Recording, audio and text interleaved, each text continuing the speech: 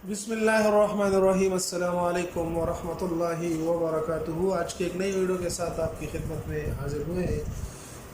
तो अगर आप चाहते हैं कि आपकी मोहब्बत दायमी है और आप इसको हमेशा हमेशा के लिए अपनाना चाहते हैं, हमेशा के लिए अपने पास रखना चाहते हैं, तो ये नक्शा आप तब बनाएं। अगर वक्ती और जुज़ी टाइम के लिए आप मोहब्बत करते हैं और आप किसी को अपना बनाते हैं तो ये नक्शा आप बिल्कुल भी ना बनाएं, क्योंकि ये बहुत तेज़ अमल करने वाला नक्शा है और आपका फिर उससे जान छुड़ाना मुश्किल हो जाएगा, बल्कि नामुमकिन हो जाएगा।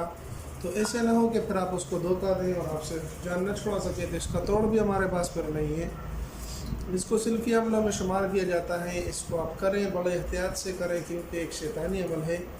तो हम तो आपको इसके लिए दावत देते हैं कि अगर मियाँ बीवी के दरमियान नाचाकी है तो आप कर लें, सिर्फ एक टोटके के तौर पर इस्तेमाल कर लें, तो आपको इंशाअल्लाह परेशानी ख़त्म हो जाएगी। आप मोहब्बत चाहते हैं तो आप कर सकते हैं, अगर उसके साथ शादी का इरादा है।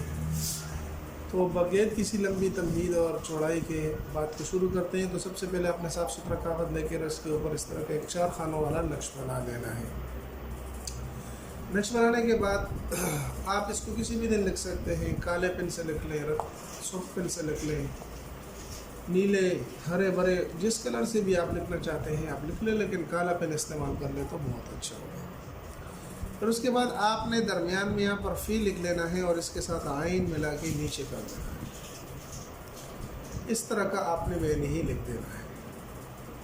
लिखने के बाद आपने यहाँ पर अरबी में दो लिखना है और ये हा है, हा लिखनी है। यहाँ पे हा यहाँ पर लिख देनी है और फिर उसके बाद यहाँ पर 2 और 2 लिख देना है। नक्श आपका मुकम्मल हो गया। यहाँ पर भी आप नाम लिख सकते हैं महबूब का और यहाँ पर भी लिख सकते हैं, लेकिन यहाँ पर लिख दें नक्श के नीचे, या इधर ही लिख दें आप महबूब का नाम लिख दें। उसके वालदा का नाम की कोई ज़रूरत नहीं, बस सिर्फ महबूब का नाम आपने लिख देना है। अगर बीवी है तो बीवी का नाम लिख देना है, और अगर किसी के साथ आप मोहब्बत चाहते हैं तो आप उसी का नाम लिख दें। तो ये काम आपने कर लेना है।